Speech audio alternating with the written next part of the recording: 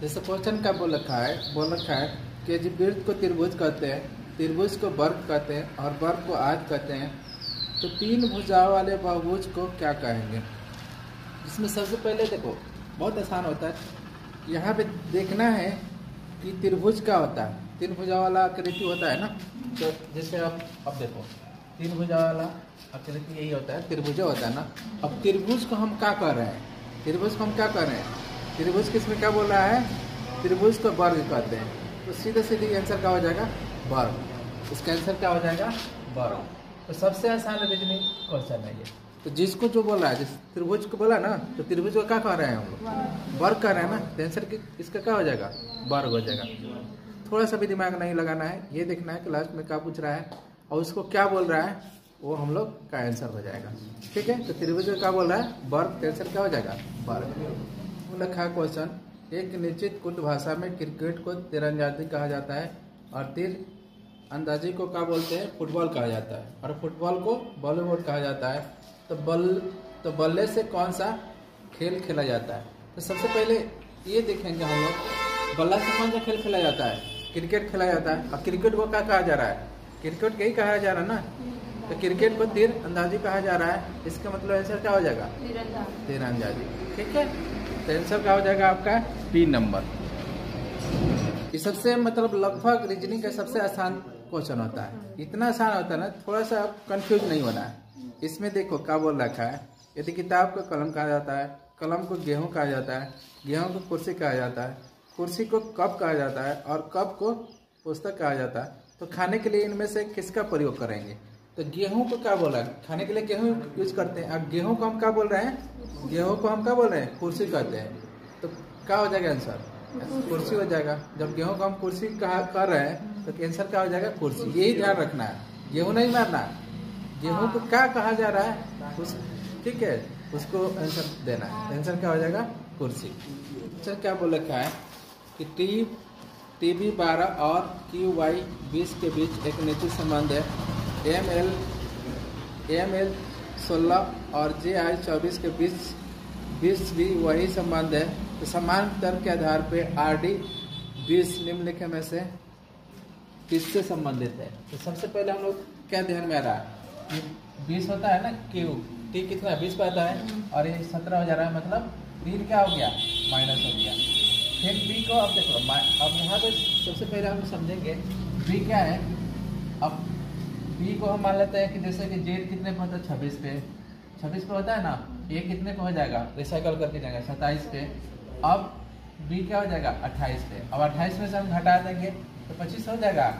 तो यहाँ पे देख लेंगे 28 में से हम घटाएंगे 3 पे कितना हो जाएगा, 25। क्या हो जाएगा, 25। ठीक है, फिर यहाँ पे देखो, यहाँ से कितना बढ़ रहा है, 8 बढ़ रहा है। ठीक है, 12 में से 8 जोड़ेंगे कितना हो जाएगा, 20 हो जाएगा। वैसे ही सेम लॉजिक यहाँ पे देखो, ये 13 है। अब 13 में से 3 जाएगा कितना हो जाएगा, 10 होगा, 10 होगा ना। ये 12 है, 12 में से 3 जाएगा, 9 है। अब इसमें कितना जोड़ दें, 8 जोड़ दें। इसके मतलब हमको समझ में आ रहा है कि हम लोग क्या कर रहे हैं, 3 घटा रहा है और लास्ट में तो ये देखो ये 18, इसमें से 3 घटाएंगे क्या हो जाएगा, 15 पे क्या आता है, O आता है। फिर ये 4 है, 3 घटाएंगे क्या हो जाएगा, 1 पे क्या होता है, O। अब इसमें क्या करना है हमको, 8 जोड़ देना है। 8 जोड़ेंगे तो क्या हो जाएगा, 28। तो कितना आंसर हो जाएगा, OA। ठीक है, OA 28। ठीक है, क्वेश्चन में कुछ इस तरीका से क्या बोल रखा है, KIT 20 और PRG 50 के बीच एक निश्चित संबंध है। ENT 60 और VMG 40 के बीच वही संबंध है। तो समान तर्क के आधार पे MFG 18 निम्नलिखित में से किससे संबंधित है। तो सबसे पहले हम लोग कहीं ना कहीं लॉजिक ढूंढना है। यहाँ से देख लेंगे यहाँ क्या कर रहे हैं कि हो रहा है, फिर यहाँ से देख लेंगे क्या कर रहे होंगे, वही लॉजिक को ढूंढ के क्या करना है हमको, इसमें अप्लाई करना है, मतलब उस सेम लॉजिक होना चाहिए। तो सबसे पहले हमको यहाँ क्या ध्यान आ रहा है, एक अपोजिट वाला तुम लोग को बताया ना कि एक अपोजिट क्या होता है, Z होता है।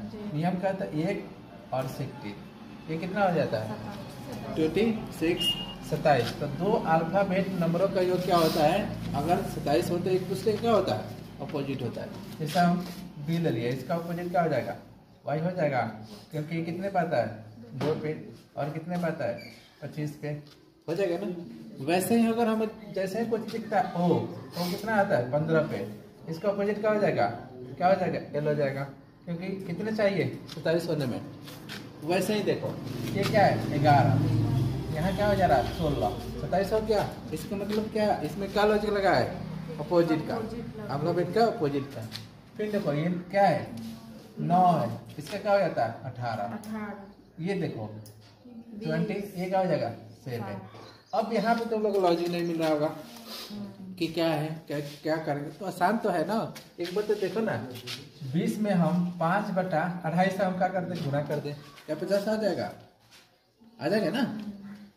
नहीं करेंगे, आ गया तो हम कितना से गुणा करते हैं 5/2 से, 2.5 से गुणा करेंगे तो ये कट जाएगा और क्या हो जाएगा, ये 50 आ गया।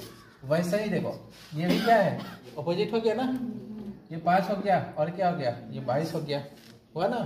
फिर देखो ये 14, तो ये क्या होना चाहिए 13, और ये 20, और ये क्या हो गया आपका 7। अब देखो इसमें भी हम क्या करेंगे 5/2 से गुणा करेंगे तो आ जाएगा 40, आ जाएगा ना।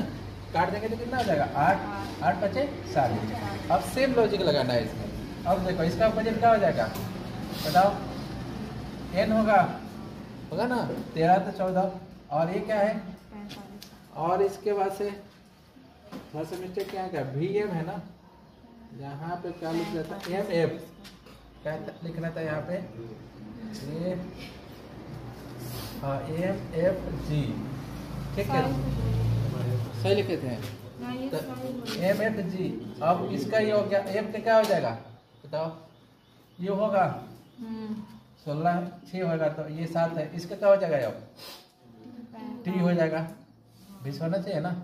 अब इसमें क्या कर लेंगे हम 5/2 से भाग कर देंगे, कितना हो जाएगा 9, तो 9 बचे 45। ऑप्शन क्या है आपके पास, डी नंबर, आंसर क्या हो जाएगा डी नंबर।